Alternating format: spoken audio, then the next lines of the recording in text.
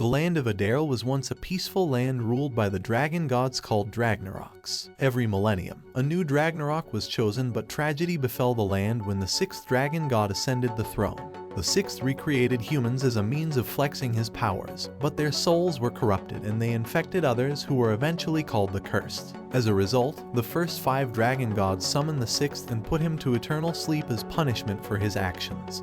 But the damage had already been done, and the evil continued to spread. The only safe place in the land was the north, and it was extremely difficult to get to. One evening, a man shows his niece named Net and her brother Emma an enchanted book called the Book of Prius. Inside the book is the story of how Prius fell in love with a woman and took the shape of a man to be with her. The book also contains spells that would enable his descendants to use his powers, but the book must not fall into the wrong hands, and so a protector is chosen to keep it safe. The man tells Emma that he is a descendant of Prius and the chosen one, and that he must never tell anyone about the book. He's still explaining this to him when a group of men arrives at his door. He goes to answer them, and a man with red eyes who is the group leader demands the book, but he refuses to tell him anything about it and kills himself. The leader orders his men to search the house for it. They search the entire house with no success and realize that they've been outsmarted when they find a secret door. Meanwhile, Emma and Net manage to sneak out of the house and escape into the snowy woods, but they notice that they're being followed by a scary and mysterious girl in a red hood. Luckily, before she can get to them, a man on a horse arrives and scares her away with his glowing sword, and takes the 2 siblings with him, helping them escape. The girl calls out to one of the men named Bazg, telling him she's found the children. But as soon as he goes near her, she transforms into a wolf-like beast and eats him. The group leader arrives in the woods and discovers that some of his men are missing. He sees the monsters in the woods and becomes afraid when they advance toward him. Then suddenly, a voice speaks to him, commanding him not to fear, before awakening a power inside of him. The man is immediately engulfed in red flames and transforms into a huge dragon with fiery eyes, and then proceeds to torch the monsters. Elsewhere, Net and Emma see the huge flames from afar, and the man states that they must hurry. Net asks him where they're going, but he promises to explain everything when they arrive at their destination. Soon they arrive at a village, and when they reach the gates, the man reveals his name to be Anator before they're let in.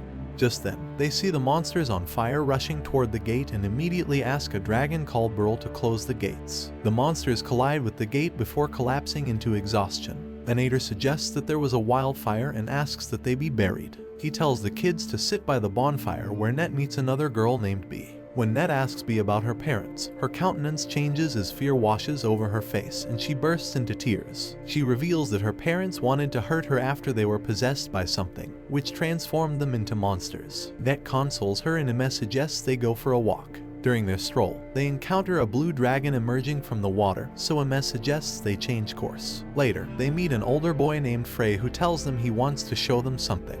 While walking, he asks where they're from, and when Bee reveals she's from the south, he vaguely states that she is very lucky to be with them. Soon they arrive at a place he calls the stronghold, describing it as a gathering place for the Dragnaroks. The tour is cut short when Frey sees a dragon called Kira, causing him to take everyone back. On their way back, they're shocked to see fire coming from the village. Meanwhile, inside the village, Anator calls for an urgent meeting, explaining that a threat of tremendous danger is nearby. He tells them that people from the south have informed him how the red-eyed beasts called the Cursed infect people with a swift attack to the heart, piercing and corrupting the body with evil and leaving nothing good behind. He adds that there is no known way to defend oneself against them. Suddenly, they're interrupted by a roar from outside. They come out to witness an unknown black dragon kill Burl before Kira steps in to take on the beast. The 2 battle it out till eventually, the black dragon retreats, and when Kira tries to go after it, Anator tells her not to. Kira takes her human form afterward, and Anator explains that it's too dangerous to go after the dragon not knowing who is with him.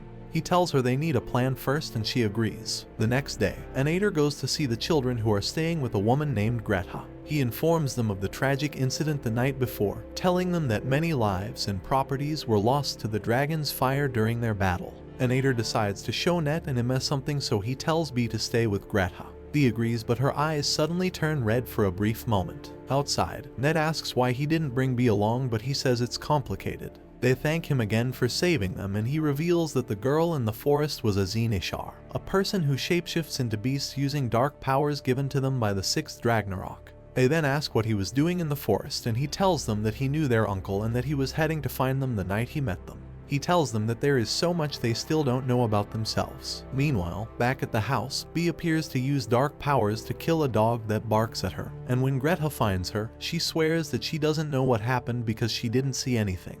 Elsewhere, Anator senses that they're being followed and confronts the hooded person. The person reveals himself to be Frey, and he has reservations about Bee but decides to keep them to himself. Back at home, Bee insists that she doesn't know what happened to the dog. Suddenly, a man knocks on the door and Greta answers. He tells her that more southerners have arrived and asks if she can harbor some since the fire destroyed many houses, and she agrees. Anator and the children arrive at Stronghold escorted by Frey, but there is no entrance and they're standing on a cliff. Anator then uses a rope to swing down and creates a door on the side of the cliff. Net and Ima enter amazed, wondering how he did it, and he promises to explain, telling them that magic would soon be a part of their lives. Back in the village, a girl named Adele and her younger brother Rivi arrive at Greta's house, and she warmly welcomes them and they introduce themselves to Bee. Elsewhere in HR Dadar, in North Aridel, the group leader from earlier wakes up and is receiving treatment from his men. They tell him that they found him unconscious in the forest, and he immediately remembers his battle with Kira and gets enraged,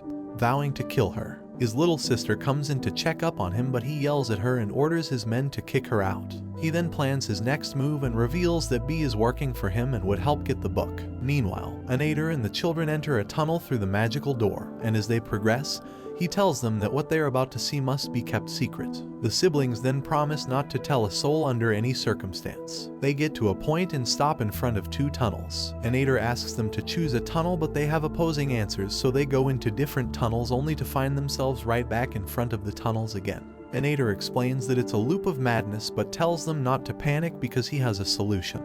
He then creates a magic portal in the middle, leading into another tunnel. Walking into the tunnel, they notice the beautiful green color on the wall next to them. Anator tells them that the color is a reflection of their origin, and it is green because they are descendants of the first Ragnarok, Prius. The wall next to Anator is also green, and he admits that he is also a descendant of Prius. Frey's wall is blue, and he tells them it's because he's a descendant of the third Ragnarok, Tribus. Anator adds that the colors also match their eyes, but that the distinct colors can only be seen by descendants. He explains that ordinary people see their eyes as either brown, like the Southerners, or gray, like the Northerners. As they walk further, Anator explains that the tunnel is dangerous, and they should be careful, and suddenly, they encounter a bottomless pit in the middle of the road. He tells them that there is only one more trap left, but it's just as deadly as the abyss. So they go around the pit and continue walking, but not long after, Net gets injured and has a cut. Anator states that they should hurry and tells Frey to carry her.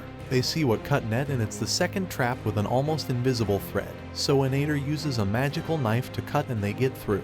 Immediately they pass. He tells them not to look back because they are rebuilding a new thread. Ima looks back to see a huge green ball closing in on them. They pick up the pace and they soon get into a building. As they run, Ima notices that Net's wound is getting worse and she's losing a lot of blood. Anator takes them to a woman named Rhea and explains that Net has been cut by the thread of death. Rhea states that there's not much she can do before bringing out a potion to relieve the pain temporarily, but tells them that the effects of the wound will only get worse. She suggests that he go and see Barrows, who might have a solution, without wasting any time. Anator leaves Net in her care and takes Ima and Frey with him to go see Barrows. Shortly, they arrive at the Royal Library and meet the dragon, Barrows. After explaining their predicament, he goes to look for a book that he hopes to find the cure in. However, even after checking the Book of Life, there's nothing. Barrows then reveals that the cure is in the Book of Prius. Anator exclaims, lamenting that that book is lost, but Ima just stands still with the book inside his coat. He remembers his uncle's warning of how the book should never get into the wrong hands, and at that point, he's not sure if he can trust Anator with it. On the other hand, his sister's life is at stake. That brings us to the end of Ragnarok Part 1. Thank you for watching. If you would love a Part 2, then please comment below. If you liked this video, make sure to subscribe and hit the bell icon so you get our channel's posts as soon as they get published.